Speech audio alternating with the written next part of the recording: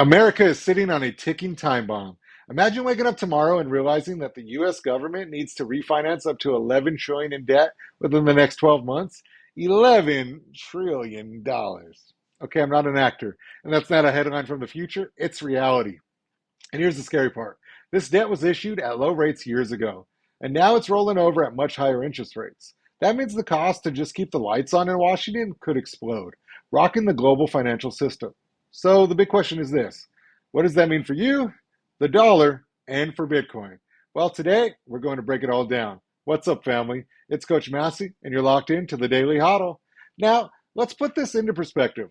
The total U.S. national debt is now sitting around 36 to 37 trillion dollars.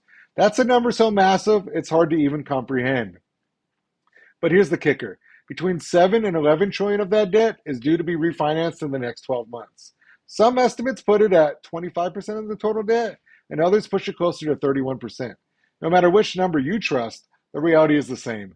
Trillions of dollars issued at historically low rates are now about to be rolled over into the world where interest rates are dramatically higher.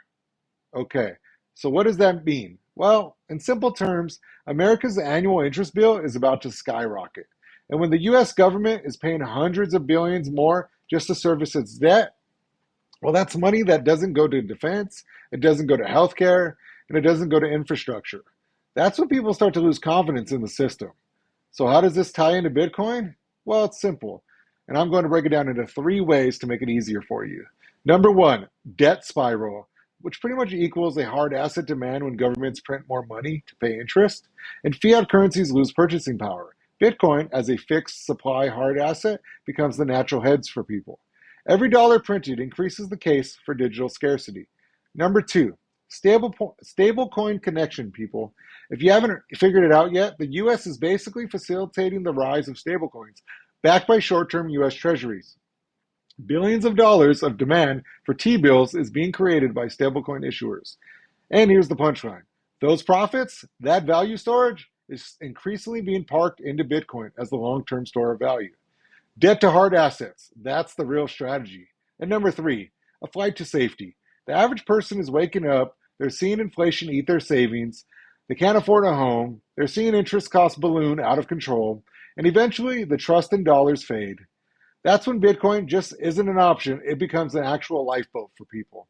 And family, here's where things get even weirder. Fed Governor Cook was just removed after a criminal referral. Think about that. When you see instability at the very top of the Federal Reserve, the institution that literally sets the price of money, it creates chaos. And markets don't like uncertainty. And investors start looking for something outside the system, and that could be Bitcoin. So, now we've got Donald Trump preparing to announce who the next Fed chair will be. Love him or hate him, Trump knows what his game plan is, and he's going to try to execute that.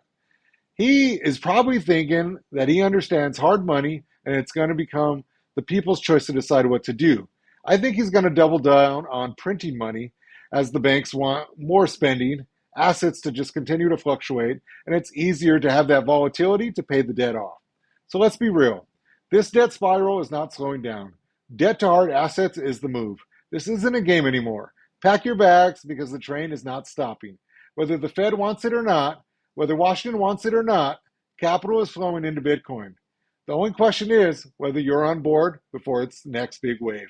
Now, family, I want to hear from you. Do you think the US can refinance this debt without triggering a crisis? Or is this the exact storm that sends Bitcoin to new all-time highs?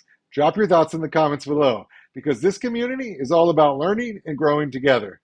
And if this breakdown brought you any value, make sure you smash that like button, subscribe, and share this with someone who loves Bitcoin news just as much as you do. We're building something special here, and every share that you guys do helps us reach more people who need to hear the truth.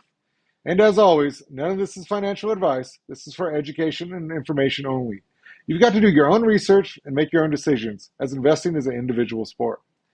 Well, that's your daily hodl. Stay sharp, stay disciplined, and as always, lead, pray, hodl. I'll see you in the next one.